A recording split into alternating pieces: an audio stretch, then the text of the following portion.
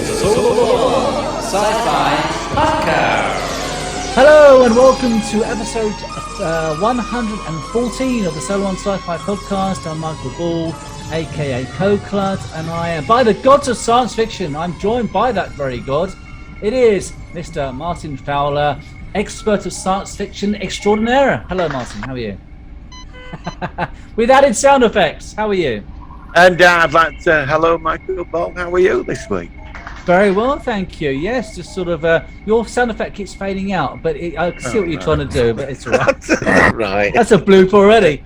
Yeah, fine.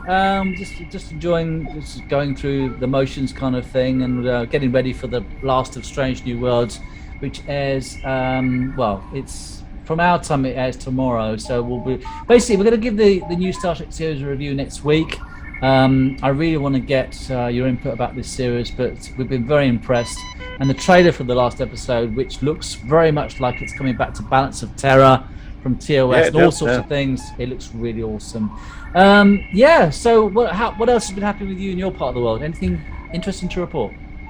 Well, I'm going on stage tomorrow night to do a Star Wars sketch about having sex, like my sex life to a Star Wars movie. Wow. Well, Martin actually sent me a clip with a routine that he did last week, and he's very kindly given us permission to share this at the end of this episode. Yeah, but that's just a training. That's a warm-up, but you know. Let's just see how it goes. So, from what I understand, there's a bit of trepidation about this endeavour. I've met this amazing group of people. We're all get on really well, and I've been with them for about nearly a year. I'm going to do it again next term, and we all go to the pub together after. Lovely people, but twice I've weaseled my way out of it. Because last time, when you were ill the last time, I got COVID. I did get COVID. I remember that. You were really pissed off about it, weren't you? Because you missed out. Yeah, the first time I didn't turn up because I bottled it, and then second time I got bloody COVID. And anyway, third time's the charm. I wasn't going to turn up last Friday. I thought, and I walked in, they were all like, "Oh, what are you going on next week?" And I was like, "No." And I got cornered, and so I said I'd do it, and that was last week, and I have been thinking about bottling out of it today, but I don't want to let them down. You can't let them down. I don't want to let them down. So I'm and also, you know, I mean, the fact of the matter is that you were going to do it last time, and the dreaded C word came along and affected you. But so you haven't got a sore throat. You didn't feel under the weather. You're all ready for no. I was going to apply for the job as Prime Minister, but. You could be my Chancellor. Oh, we could. Well, you could be Chancellor Exchequer or something. Yeah, it could be something like that. You know, because there's going to be nobody left in fucking government by the end of today. It's all gone. We should deep fake you, make you look like Michael Cove or something. That might be fun. Before I know we're going to get into old science fiction, but I watched that idiot leader of ours this afternoon, and he was just getting decimated even by his own people. When he walked out of Parliament, they cut it. Because everybody was singing on all sides, "Bye Bye Boris." It's looking a bit dodgy for him. But wouldn't you resign? Wouldn't you'd go, wouldn't you? I mean, I'm not getting apolitical, but the situation is that if everybody's against you and your entire cabinet's fucking resigned, but do you remember that a similar thing happened with Margaret Thatcher in 1991? I might have been a lot younger, but that's what I was going to ask you, because I remember that as the last time a leader refused to leave. But even then, there was many factors. She left. But she was partly forced to go, wasn't she? Yeah, she was encouraged but she left. But she capitulated, basically. She capitulated. Not like him. He should have gone. He should have gone 4 weeks after that vote they had. He should have gone within that week. But we had the Pincher scandal. That was recently as well. And I'll tell you one thing. What a name for a guy to actually get had up for that as well. What did he say about him? What did one of the MPs say? What's that thing that I got in? Is it true that you said pincher by nature, pincher by nature? He did say that. He said, pincher by nature. He did say that in the House of Parliament. I mean, like I said, we're not going to go too political, but it is an interesting time. And from my perspective, regardless of whoever I vote for, I would say that it's probably time to get a new leader. He was pretty good during the COVID era, and we've kind of got through that hopefully now, and although it's coming back a bit now, and maybe it's time for a general election of some sort, and just see what happens. So, I mean, like I said, hopefully something will happen. But like I said, regardless of whoever you vote for in the UK... if anybody is interested to have a job in our new government, we should be taking power by 9 o'clock tonight, the Sci-Fi party. And we are looking for ministers. Oh, my God! You know. What will our colour be? Well, that's supposed to be orange with the sun or the... Orange. So, you know, like... Well, yeah, orange. Because once you... Well, yeah, but the logo is sort of orangey kind of colour, isn't it? Or it could be black, I suppose. But you know a colour like the Conservatives are blue and Labour is red and stuff like that. Yeah. I don't know. Orange. Oh no, we look like Liberals then, wouldn't we? Because Liberals are orange. Yeah. What about yellow? Yellow. Yeah, gold. Yeah, gold. Gold Is a colour. Yeah. Gold. All right. Yeah. Okay. So we're the Solar One Sci-Fi Gold. So party. if anybody would like to join our government tonight, please send forward your subscriptions. And also, we will be charging £5 a time for the interview procedure. And in 10 minutes' time, we'll be paying Michael £10 to down a glass of vodka, and you can watch him get pissed. And you mean like, what's we call it? Because we should do that. We should do, like a certain YouTube channel. We should do, how should we call it? Let's get hammered. Let's say Hemmered. Oh, Hemmer. Let's say about Hemmer. Hemmer. I like that. Stop Hemmer time. Let's get Hemmered. I like that. Let's get Hemmered. Are we going to stick on antennae or something like on this? Yeah. Anyway, let's get that. Very fiction. quickly, before we go into the focus of the week. Yeah. What do you think about spoilers for Strange New Worlds last week? Hemmer. So turn away now if you've not seen it. 3, 2, 1. Hemmer died at the end of episode 9 of Strange New Worlds. Apparently the actor's still involved with Star Trek somehow, although he hasn't. What do you think about that? Well, he's dead. Shocked? Yeah, but I was gutted. I was absolutely. I watched it. I watched it. I think it was Saturday when I got round to watching it. I reviewed it, and I was absolutely destroyed. I thought it was a fantastic episode. Ripped off Alien totally. But yeah, it was. So it was Aliens, Predator, and everything. Wonderful. I didn't care. I loved it how it worked with the Gorn, how they caught it. I mean, there were these like coming out here and all this, and then Hemmer. It was very Hemmer. And when he sort of like said to Uhura, he said, "You need a home and open yourself up." And then there was this camera shot at back of this starship, and his body just. It reminds me do you remember that scene? But it reminds me of the scene. There's an episode 1, season 3 of Red Dwarf, where Rimmer is ejected from Starbug, and you see his little body go like that out Starbug, and it reminded me of that. And do you know what I said when he died? I said, "Stop, Hemmer died." Hemmer time. Stop him! I had to stop him. It was obviously it was over dramatic, but I found him to be like. I think they did one of really the well. interesting characters, and I really did really like well. People have been saying they'd like to see Chris Doohan play Scotty, but apparently Chris Doohan from Star Trek Continues apparently he's in his 60s. He'd be too old to play the role, which is surprising. I didn't think he was as old as that. I thought he was in his 40s, so apparently they can do it. Yeah, Chris Doohan in his Continues. Son. Yeah, his son, obviously. James Doohan's. But I would have thought if he was a bit younger or something, he'd be a perfect choice to play Scotty. We might not get a Scott. And there's we might not. We might not. Are we going to get a Sulu as well? Because it's got to get towards the original series, and so far they're doing it. And obviously, I assume that this season is a year in the actual time on Pike's Enterprise, if it's like the other Starship series. So so it's only 9 years to go, 8 years to go until it's caught up with season 1 of the original series. In this week's episode, it makes one of the kids. I know, and potential spoilers here. It looks like it's going to be going. Well, I think what's going to happen is that Pike, because he knows his future, is going to change things, and so somehow he's going to trigger the recontact with the Romulans, who weren't really contacted after the NX-01 Enterprise era until TOS Balance of Terror. And we're going to see the outpost, we're going to see the plasma weapons, which was seen in that original episode early, and things are going to change. So whether it's going to be like yesterday's Enterprise, where it's going to be like an alternate timeline, I don't know, but it looks very good. I don't know. This could be because of Picard as well. With the Romulan, when the Borg chick went to the Delta Quadrant 400 years earlier, maybe it's all changed. Oh, I suppose it could be. I mean, that's only theoretical, yeah. I mean, they said that they are going to have a crossover at some point coming up.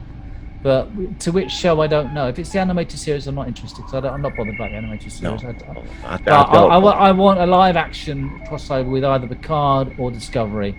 And I hope they do it. Discovery?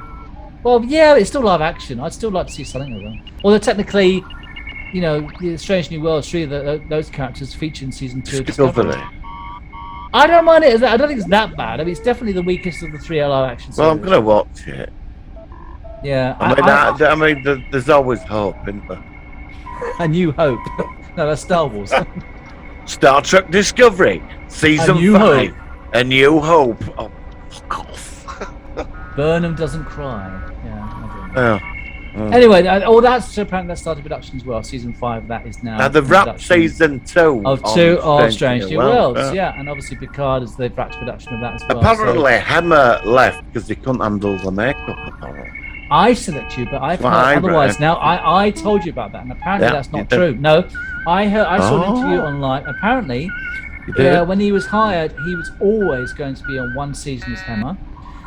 Also, apparently his eyes aren't, they're greyed out. Apparently that's actually a post-production effect. That's not, he hasn't got contact lenses, which is quite interesting. No, they can CGI. They can just do it like that. Yeah. But apparently he is going to be back. He might be like another Jeffrey Combs kind of thing, where maybe he comes back as different characters. Jeffrey Combs as Stran, and as Brunt, and as Wayun, and all the other characters. Yeah. And he managed to come back in the Star Trek universe and come back with really strong characters. So whether Hemmer's going to be involved, I don't know. But I know he's doing some other filming and doing some other stuff at the moment. So if he is in season 2, whatever it is, it's going to be a diminished capacity. So I don't know. But whatever. There was an article on Facebook the other day. I don't think I shared it. I just went past it. It said, "Is there a TOS reboot coming?" I don't. Well, do we need another reboot? I don't know. We're gonna. I forgot. We've already had the Kelvin universe. No, I doubt that. Why would they do a reboot when it's so? Well, that's what I thought. It was an article. It's too close to where we are now. I mean. Yeah, but Pike is almost a TOS reboot in his own right, because it's getting closer to the actual era in which it would be rebooted. If they bring another series back, I'd like it to start from scratch with new characters. That's what I want. I don't mind this. I love, because I'm a big fan of Anson Mount. I think he's nailed it. The crew's good. Yeah, I do too. Yeah. But if they're going to do another Star Trek series, I'd like a new ship, a new crew, a new captain, new characters, something to go with. They tried that with Discovery, and look at that. Yes, yeah, well, all right, all right, yeah, right. just an observation. Yeah, well, they fucked up there. I'm on. Yeah, but they've learned the lesson now, haven't they? Yeah, I agree with that. They've learned the lesson now. Well, have they? I don't know. You never know. It might just suddenly spiral down like the Doctor Who era. Come on, I'll tell you, because Zoom will time out in about 10 minutes. So let's talk about this, then we'll go into the focus of the week. So I've heard some interesting information about Doctor Who season 14, I think it is. Yep. Now, so the last we've heard about all the characters and everything, but now the latest information, and again, I can understand it's for a modern audience. Apparently, the TARDIS is going to be fitted with disability access for people in a wheelchair. Now, whether that's going to be a lift or an escalator, well, not an escalator, but something I don't know. Whether it's going. Now, the thing is, Doctor Who is an adventure series. And I don't want season 14 with all these quirky characters coming along. The TARDIS materializes, the Doctor comes out, and his companion comes out, and they've got a new companion. Hang on, the new companion can't get out of the front of the door because it's too narrow. So the side of the TARDIS goes beep, beep, beep, beep, and the whole of the side of the side, one panel of the side of the TARDIS comes down like a ramp, and then the companion rolls down the ramp. We're ready for action against the Cybermen and the Daleks and the Sontarans. Is it really going to get like that for Doctor Who? Right. What do you think? In all honesty, go on. Right. Well, let's go into logic over this. Right. So you're doing a runner, right? You're doing a runner from, I don't know, some aliens that are after you, and you've got the person in the wheelchair and the other assistant, and they're pushing her along. So, like, because they can't get her through the TARDIS. I'm trying to. No. Very careful what I'm saying. Yeah, I know what you're trying to say. Yes, we're trying to be. Right. Yeah. So, right, you've got phaser bolts or laser bolts flying everywhere. Doctors, they're all running. Come on, let's get to TARDIS. So they're pushing her along, right? Or whoever's in the wheelchair. So they can't fit her in through. They can't fit her in through door. Right. Yeah. So you're telling me he pulls out a remote control device. He uses sonic. Right. Use sonic screwdriver. Points at the TARDIS, right? And one big wall on TARDIS comes down. Yeah, one side. Yeah, that's what I can see happening. And it takes about 2 minutes to come down. Right, and then it leaves a big, massive gap in TARDIS where you can see everything. Right, and then you push it. By the time the energy bolts have gone into that TARDIS, would have wasted it. Yeah, it's not practical. So why would you the side of the entire TARDIS like doing that? To represent people with disabilities, so that it's all. I'm not saying that. Just say, oh God, we have to be. Wouldn't it be better for him to have like a ramp that comes out at the bottom of the TARDIS? Because I think you could push somebody in a wheelchair through the main entrance. I think both the doors open, sort of like. Wouldn't it be easy to have both the doors open and a ramp that slides out? Yeah, it's a little step. You just. Why do you need a fucking ramp for that? Look, I'm getting blocked into a corner here because I'm sorry. Trying to be so. Really are, I know you are. It's my fault. I'm sorry. This alone. I'm sorry. I know. I did try not to. I'm sorry. So wouldn't it be better for the ramp to come out at the bottom and open both TARDIS doors? Because he's got a motorbike through there, so I'm sure he can get a wheelchair in. But for a whole side of the fucking TARDIS to come down. And it takes 2 minutes with that noise.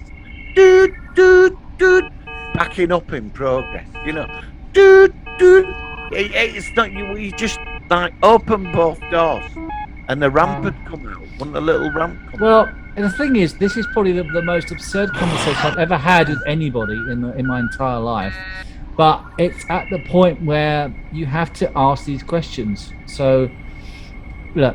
I don't know what's going to be happening after these specials with David Tennant and whoever's going to be involved. They look really good, and I will certainly be watching this. But it just so far, it looks like it's going to be a complete pile of shite. But that's just to me. Looks terrible. Opening episode of Doctor Who, right? The opening moment, right. We're sat there. Sat there. Christmas, right? With the turkey. Right. And you're at home with your family, all nicely settled down at home, with all comfortable, heating on. Yeah. It's a wonderful Sunday fucking Christmassy day.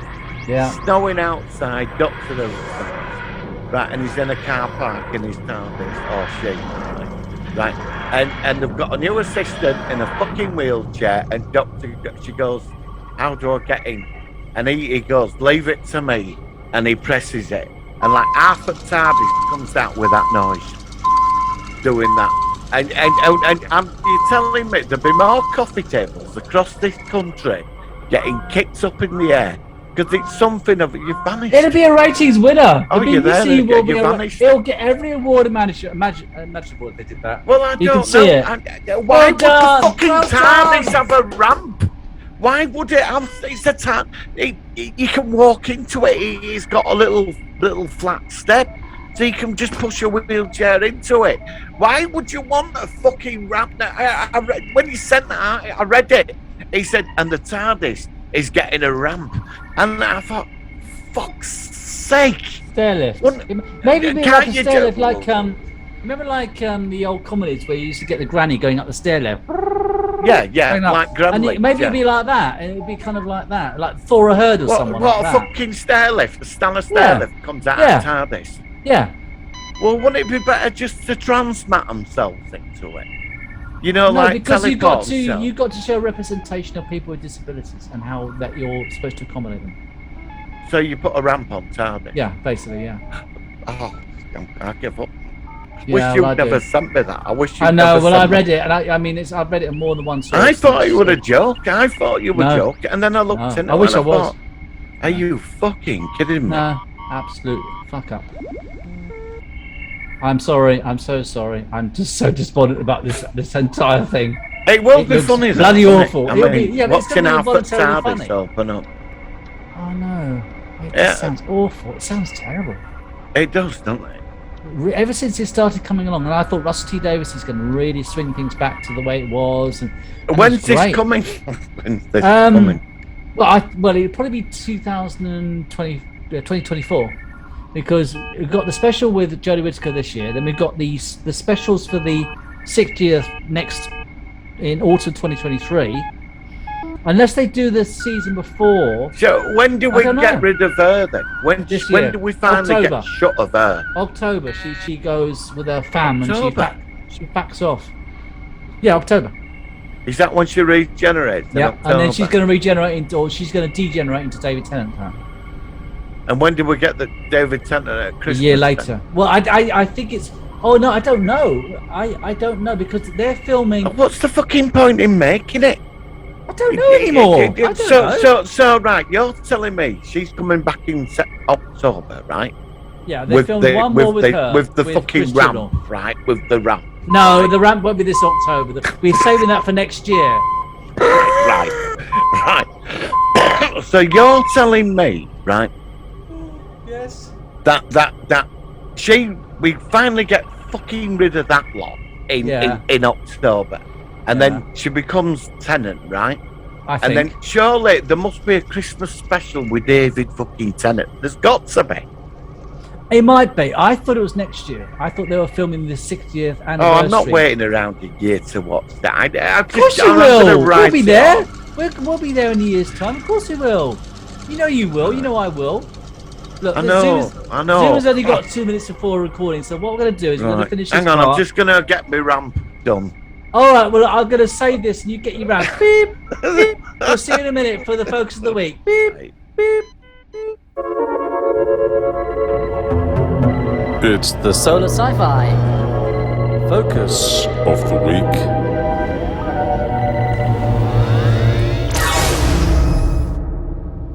Right, so this week we are focusing on a show which I think came out in about 1978.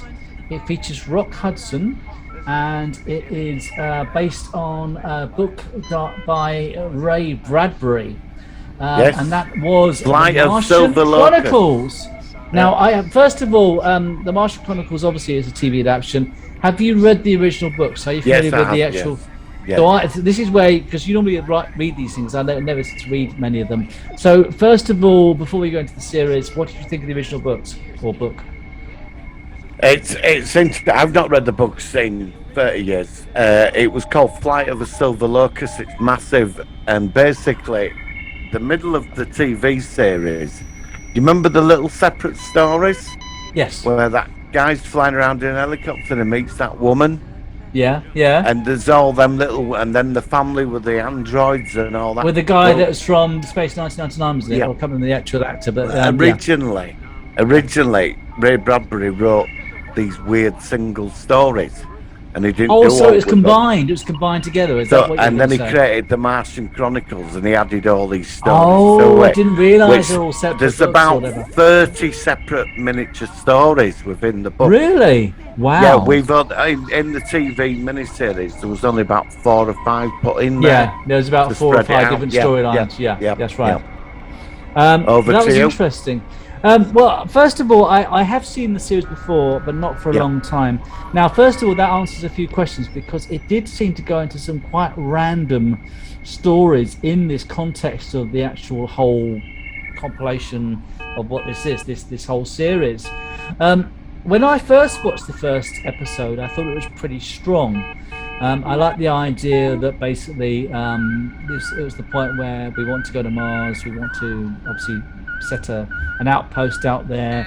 They meet Martians, and they apparently they kill off the majority of the Martians because somebody had chickenpox. So in many ways, it was a parallel with the War of the Worlds, where bacteria killed the Martians in that storyline as well, which is something I just thought of actually as I said that. And I thought the first episode was pretty strong. And it had some great characters in it. Now, first of all, when I first watched this, that there was some pretty big scientific inaccuracies on Mars. Mars seemed to be, for all but potential purposes, it was almost like it was terraformed. You had breathable air. You didn't seem to need to have any clothing to keep you warm. It rained in 1 or 2 episodes, and I thought that was, when I first watched it and they came out the rocket, they were actually just walking along with just like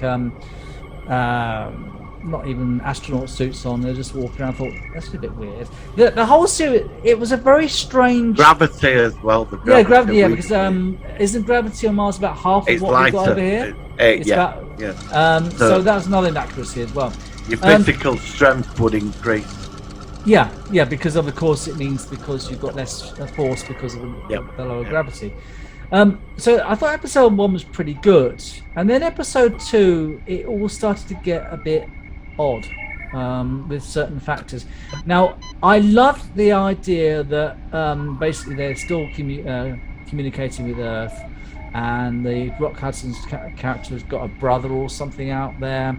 And they're saying there's big tensions between America and Russia, and it's all, and you could see where it was going. It was quite obvious that that Mars is going to be the main survival position for humanity with the people that live there. And then it just started to go into these weird, and you've already half explained it. We had the horny guy on a helicopter who met the blonde with the big tits, and he was trying to get into bed with her. She said, no, I've had dates like that over. I just want you to do some chores. I just want you to do some chores for me. And okay, now that's his trail off. You had Roddy McDowell as I think he was a vicar or something. He was a religious sort of character. Monk, wasn't he? A monk. It was a monk, yeah. It was something in religious aspect of that. And then you had, I'm sorry, I can't remember the name of the actor. It was in Space 1999. He was in it as well as... No, Barry Morse. Barry Morse. Sorry, I couldn't think of it. Barry Morse was in it with his wife and daughter. But I just can't quite make it out as to how it all went. Now, I don't know whether I'm being a bit thick, but it didn't seem to...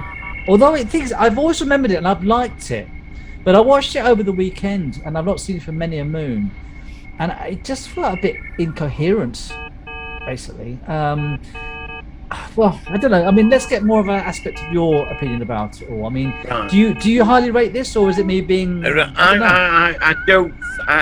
It is a weird one, Martian Chronicles. Yeah, it is a massive saga, but. It's like the Martians take they're like second fiddle in it, really. I thought they were more like ascended beings at this point. They were well, if you look at the Martian culture now, you do feel for them because the Martians, they're not primitive; they're more advanced. They are advanced, but they just don't make it that evident that they are. No, they don't use technology. It's more spiritualism. Yeah, it's living more of a with spiritual. nature, and they've got science, art, philosophy, but they're not like what we are. No, they're completely different, which is what that's the strength of the series. Actually. Yeah, I thought that was quite I think the scene of Mr. K in the house with the missus You know, she's having a dirty fantasy about this guy dropping out of the sky for, you know. She's on like thinking about Harry or whatever he's called coming out of the sky, and he's there like who's Harry or whatever his name. Yeah, From the third planet, and he's really coming to see me. And he gets all jealous. But the thing that scared me is when he put that mask on. When I was a kid, that mask was really quite creepy. Yeah, it was quite creepy. And so were the guns, which looked like umbrellas. Yeah. They looked like closed umbrellas, which is strange. He went off and slaughtered the first two. You had some machine gun fire, and they were that with it. And then, that's right. Then the second part, you got Spider-Man, Nicholas Hammond from the 70s. He landed. Yes, I recognised him somewhere. Yeah. You're just not going to fall for that, are you? You know, no. They get off the shit. I like the thing with the lift door coming down. You know, the lift.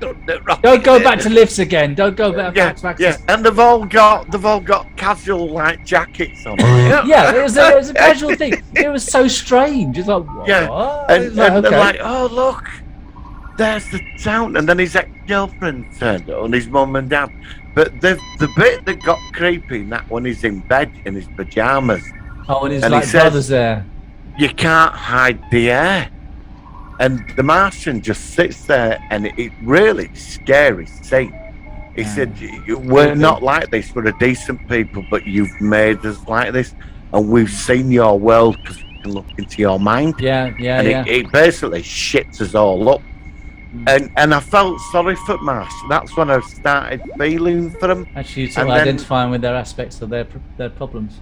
Yeah, and then they walk. I love that scene when all astronauts said they walk away, illusions disappearing a bit at a time. This is where I thought this stood out, because the first episode is the best one. Yeah, that's what I was thought. The first one's solid. I agree with you. It's the strong, powerful. Then it kind of loses it a bit after that. And then we got the spender thing. The guy goes off in the helicopter. His mate's quite philosophical, and then there's the other crew members getting drunk and throwing bottles in water, and he's getting annoyed. And Rock Hudson, he's quite a balanced character. Yeah, he's quite a strong character, and he's a family man. He represents the best of us. Yes, he does. And other three are just, you don't want them there. And Spender starts killing them all. And but the question is, was he a Martian or was he Spender? There was something happened to him when he went off on that journey. Something affected him to make him. He said, "I'll kill every mission that will land. At least I can live till 70 and keep you away from this planet." Yeah, you know. And then after that, it's like the thing is, the human race is coming, colonization, building, and money, and all the crap that's going to come with it. Yeah, exactly. All the baggage from humanity is going to be on Mars. You look at this beautiful world of this spiritual people that lived in peace for millions of years. That mastered science out of life. They just did their own thing. Yeah, because they're so alien. They are proper alien in everything they do. Yeah. That was the strength of the show. That was actually. They are beautiful people. But what made them change was that they learned through telepathy how different we were and how incompatible we were. Can you imagine that was the strength of the show. Yeah, when they looked into the whole our aspect. minds. That was really clever. That was the best bit of the show. Yeah. And I think that's really one of the strengths, and this is why I've never forgotten it. But it was weird. It was just. Did you find in this there was like this sense of creepiness with it as well? Yeah, there was a real atmosphere in it. There was an atmosphere. It keeps you hooked to it because it does keep you hooked. Yeah, it like after episode 1, we get that we're coming. And Paul Martians, they've gone somewhere.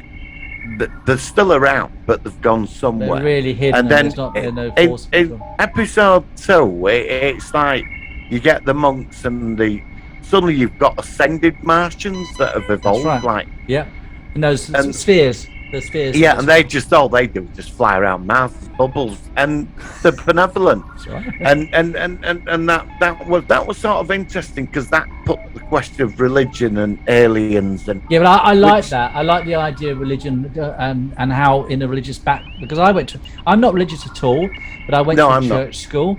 I actually went to a church school, so I've had the education, and I think it's really good to have the education, then you can make your own choice about religion. But I like the idea as somebody who would be religious as to how they'd react if an alien presence were to actually interact with them and say, and how your perspective of religion would be changed based on extraterrestrial interaction.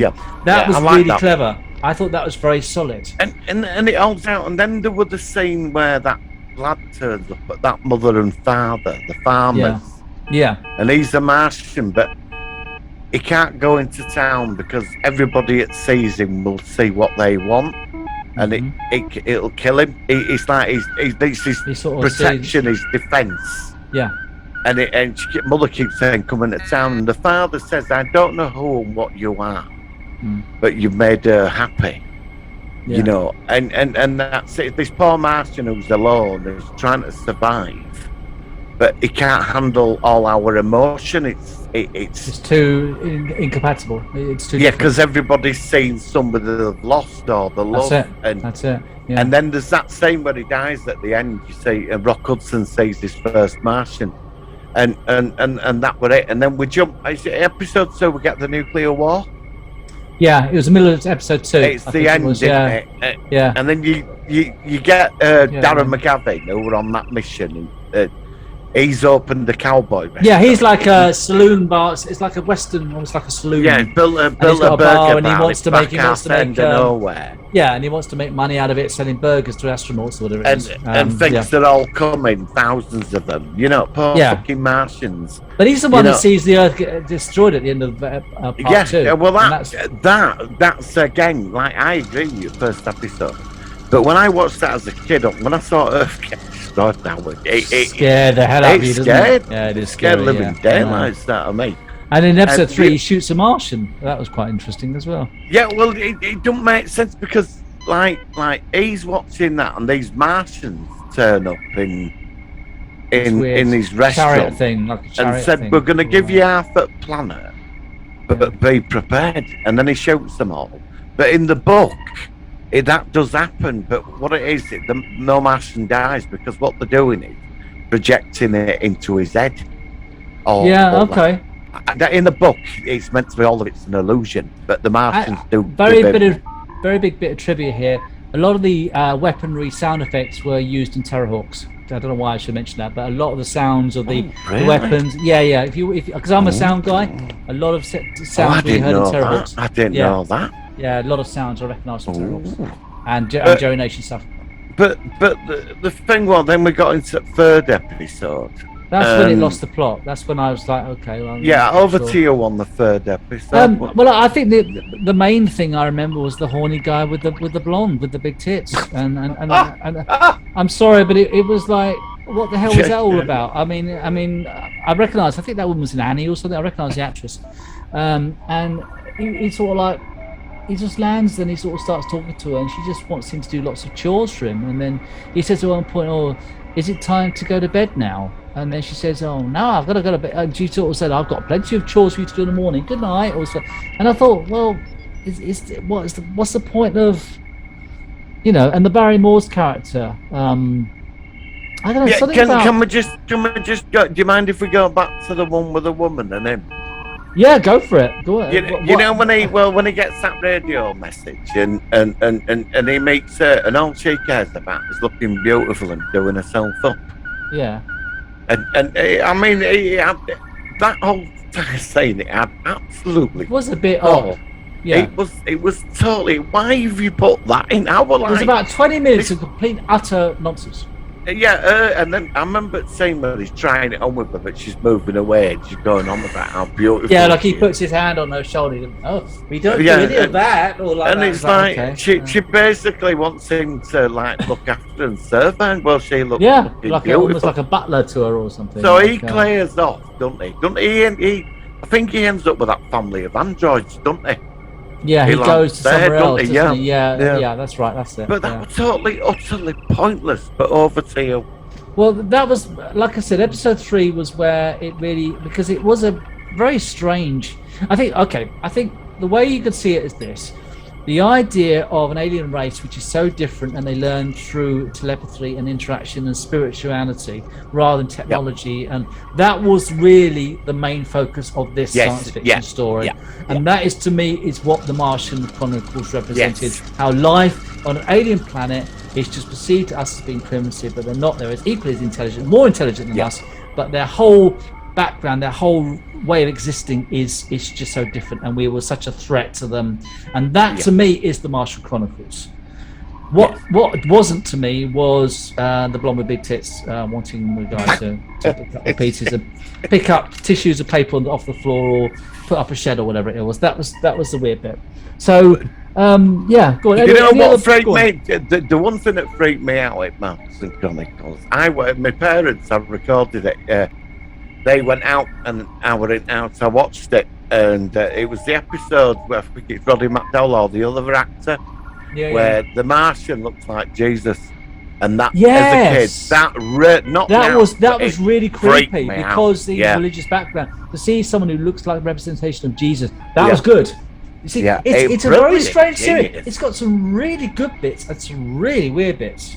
It's a really weird mix. But there's this when the Martians get pushed back, it's like there's something that they're there.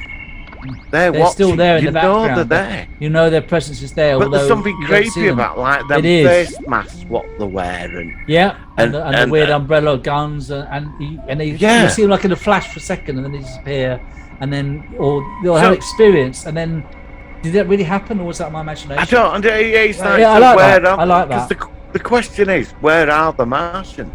I know you've got the ascended ones, but then where the normal I always got the Martians impression that there were some physically alive Martians, but just somewhere that wasn't really focused on the series.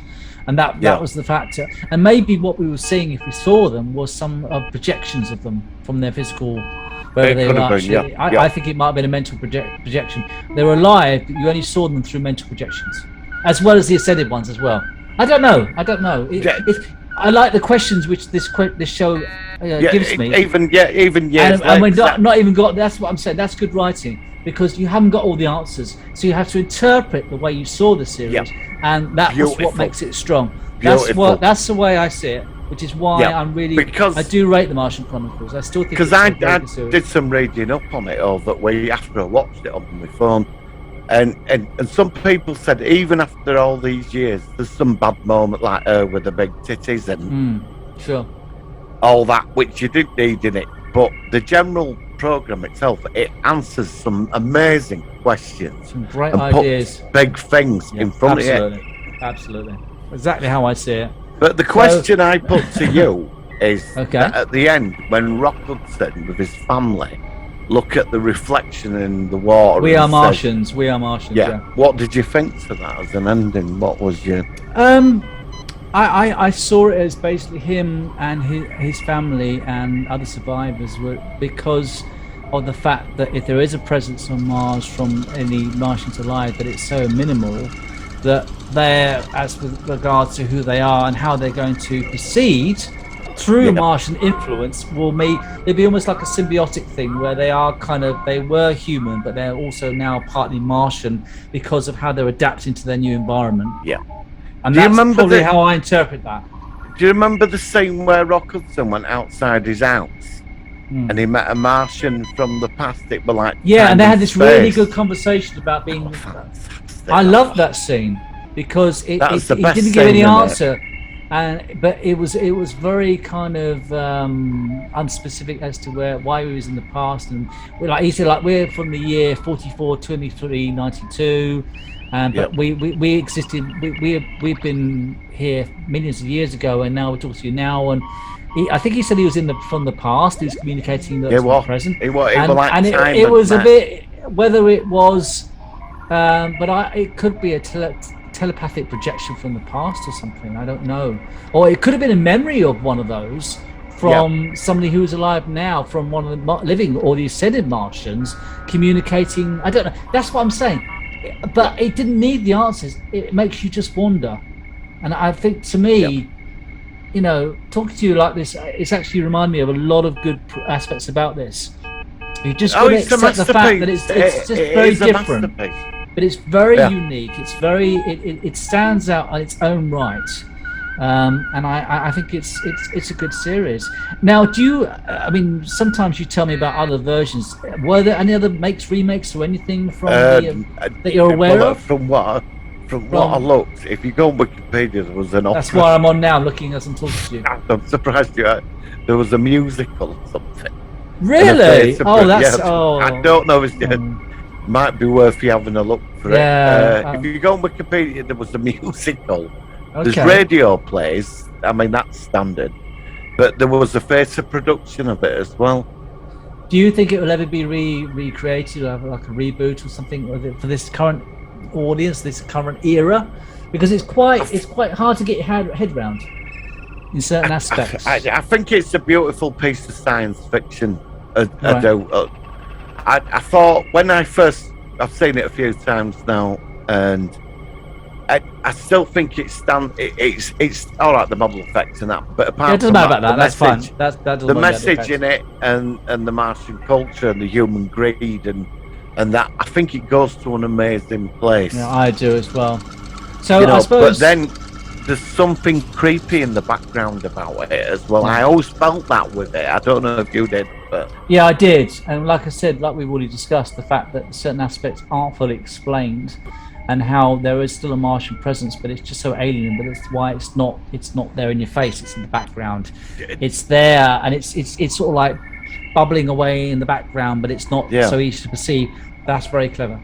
I'm really glad we covered this. Yeah, actually, this has turned out to be a really good one. I said this is a bloody good one because we've had a really good discussion about this one. Do you think they could remake that today as a TV series, like on Netflix, or a free movie version at the cinema? I think I don't know, to answer your question, because I think it works as a late 70s production based on the world that it was made in, i.e. the way that things were. Yeah.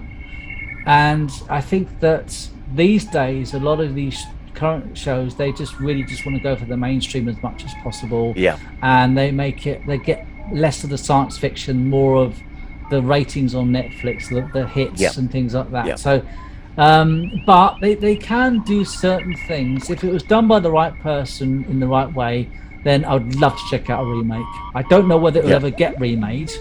But we live in interesting times, so you never know. I like how I did feel for the Martians though. They just took such a back seat to it, and as it progressed, they became less, and it was more about that was the whole purpose. That was the whole point. More about human. If they were more in your failure. face, I think that it wouldn't have had such an impact because they were so alien and so in the background, but their presence was very strong in the entire series, but not in the way that most science fiction not in a physical which way, is why it stands out, and that to me is what makes it a special show. And actually, even talking to you about it, it's probably actually gone off a few points just even talking to you today about it, because I'm realizing stuff as you've talked about it, about all the strengths about it. And of course, yes, you had the blonde with the big tits, but that's fair enough. So I suppose out of 10, what would you rate it? What would you give it out of 10? Do you know, I'm going to be fucking generous today. Go on. Because I've enjoyed this one so much. Yeah. I'm going to give it a 10 out of 10. I'm going to give it an 8. I'm not going to give it as high as you, but I did like it. I'm going to give it 8 out of 10. I'll give it a 10. I'll tell you what, I know there's there with the big titties, but it's not because of that. I think it's because of how we watched it when it originally came out, and it stuck with us. Absolutely. Which is why we both mentioned it. Growing up with it. Stuck with me. We've had the next. It is a good solid series. It's a good solid series. And I think it deserves the 10 because look at it. It's a science fiction masterpiece. It's got its faults. Don't get me wrong, but there's something within the soul of it that lifts it up, and I can't explain that. Why do you give it? I mean, I probably would have given it a 7 before actually thinking it through today, but today it's gone up definitely a point, even maybe 8 points. I'll stick with 8. Let's stick with 8. Why? What's gone up with it is the idea of us talking about the alien society being so alien, but that's the strength of it being in the background. And although I did see it, your perspective of the way you saw it as well makes me realise, actually that gives it an extra strength. Which is, although it was evident when I watched it again over the weekend, it actually makes it more significant and more unique in respect of all these. We've reviewed so many shows now, but yeah, it's definitely jumped up a point since the weekend. So God knows what it'll be up to next week. Yep. It's good, solid series. Really enjoyed it, and I'm really glad that they made it. So Martin, thank you for that. So thank you very much. Now we're going to wrap up soon, but before we do, you wanted to come back and talk about the Orville from last week. So the Tale of Two Topers. What did you think of it? I actually thought I thought it was just an absolute amazing episode. I liked how they went at a certain issue, dealt with it in a very mature, very mature way. Not just a gimmick. It wasn't patronising. No, it you wasn't. went into the feeling of an individual who wasn't happy, and the whole thing, and it wasn't resolved in a happy way because no, when it wasn't. It was Clyden said to his own daughter that because the Moclan culture and all that. Just have the males. So they have the male when he said, "I wish you were never born," I was really dumbfounded by that. That floored me. I was. My God, yeah, that was pretty shocking. That was a very shocking moment. Just how beautifully written, because how close-minded he was. Because of course the boy. Well, originally the boy was a baby girl, and then they got changed to the male. And of course now, I was surprised that the boy became a girl again. I was very surprised that they went down that route. But but it's how she felt inside both. But, I mean, obviously, we get a lot of shows about transgenderism, and if that's the right term. But obviously, it's quite prevalent. But it was done in a way which, to me, wasn't just to tick boxes. And this is what I keep going about, the tick box mentality. I don't mind any aspect of any of these rights and things which need to be addressed in whatever capacity, whether it's science fiction, in drama, whatever. I don't want a show doing representation to tick boxes. I want a show to approach a story like this or an issue like this, right, and make it just intelligently written, not just to tick boxes to satisfy some TV exec. And this was a prime example of how the Orville did approach a subject which is, very relevant to the current generation and to everybody, and did it in very intelligent. It wasn't a tick box. It was just a cleverly written story, which happened to fit that. Writing. That's why going back to Doctor Who, I think they're going to completely mess it up. Yeah. And I'm sorry to say, so I know I keep going. I thought the writing on that. Oh, it's brilliant. And it was very prime directed. It was prime directed. The Moclan culture is the male thing, but Bortus's wife was originally a female. That's right. And then you get the society of hypocrisy that comes with it. But the thing that did it for me, when Clyden said, because there was that scene with Commander Grayson when Clyden tried to strangle her, but she got hold of him. And I thought, where is this going? And it got like that. And Bortus, he took his daughter's side. He said she should be free to choose what she wants. Yeah. And I supported Bortus. So, me a second. Sorry, mate. Just be 1 second. Sorry, mate. Can you get the door? Sorry about that, everybody. Expecting delirious, hoping it was going to come. Carry on what you're saying. Sorry, Martin. But Bortus took his daughter's side. And you know, after Clyden said that, Bortus said to her, to me, you'll always be perfect. Yeah, and I know. That was beautiful. And that's where it finished. It was an amazing episode. And it reminded me a bit of the similar sort of storyline with regard to the Outcast episode in The Next Generation, with Riker falls in love with Soren, who in this race they were sort of asexual. They weren't, but they said that they used to be two sexes and they became one sex. Yeah, so they had people on the planet who did have the old-fashioned feelings of male and female genderism. And that was done, and that was a sad episode because in the end she gets changed back so that she's quote Yeah. normal in their society. Yeah, in there. Very similar aspects. So ahead of the time. That was made about 1991. Yeah.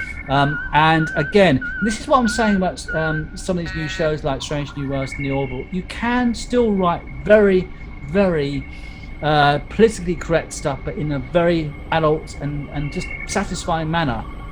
And I think that this is the best episode of The Orville season 3 so far, and it was excellent. And I have to say that some people are kicking off about all this subjects on different things and that, but how The Orville wrote this episode, they did it the right way. It wasn't in your face. It wasn't patronised. It dealt with it. And in a great scientific context. But it was about the individual of how that person felt. It wasn't about it was what she wanted. And I will say this with Russell T Davies, he may find a way of approaching some of this similar context in a very well-written manner. And I mean, like I said, I know we've been joking. With the ramp. With the ramp. Not the ramp, but with regard to other aspects. I mean, I just feel, I don't know, I've lost my confidence with Doctor Who. But I'm very confident with if we got science fiction written like that all the time, I would really enjoy it. It wouldn't become the point where I'm actually thinking, oh, they're going to do this, they're going to do that. That's why rolling your eyes thinking, oh, here we go again, which is how I'm going in some ways. Somebody posted a picture of Topak on Facebook, and there were 800 comments. And I thought, here you go, let's have a look. And everybody, from what the comments are, I had to scroll down quite a lot of them, and everybody was positive about that episode. Absolutely. I was quite pleased. I was completely, because I was expecting you were getting all that thrown at us. With none of that, everybody said, "What a well-written, fantastic episode." It's like that. I would never have an issue with that. But it's so rare to get that with the current writing in these shows that we follow. Going on now with you provide that, I'll be there, and I'll never have a negative word about it. That's what I want to see, but I don't see that. This is an exception to the majority, which is just best episode. Cross-ticking rubbish that we get these days. Now, again, Zoom is running again, so we're going to wrap up. So, Martin, thank you very much. That was a great show. Unless there's anything else you want to say, we're going to wrap up with your stand-up routine, which you practiced last week. Just to get an insight into some of your background activities outside of the Solar One Sci-Fi podcast. Well, any last words before we shoot off? I don't know if you should put it up. I don't know. Up to you. Okay, so if we don't, this will fade out to nothing. So we'll talk about it afterwards. Yeah, can you let me do that tomorrow night? I'll let you know. Just let's hold off for 1 week. 1 week. Well, so when do we release this episode then? Do we release this episode later then, or no? Release this as normal, but put another ending. All right, okay. Let's forget the one do you want last week. Are you going to put the whole thing up, not the whole 3 minute thing? Yeah, I was going to. Oh, no. Let me do. Let tomorrow night. It's about self-confidence. If I get it right, and I'm buzzing, I'll tell you what. All right. I will say to you, put it up next week. All right. Well, let's finish off then. We'll just sort of do a fade out. So, but yeah, next week, if you've got a thumbs up, we'll feature that. And if it's a thumbs down, then that'll be the last we ever mention it. So we're going to wrap up. So, Martin, thank you very much. Next week, we're going to do Star Trek: Strange New Worlds season 1 because we would have finished the whole thing, and this is going to be a good one because this is the best Star Trek we've seen, I think, since 2005 when Enterprise finished. So, Martin, thank you very much. We will catch you next week on the Solar One Sci-Fi podcast. Live long and prosper. Live long and prosper.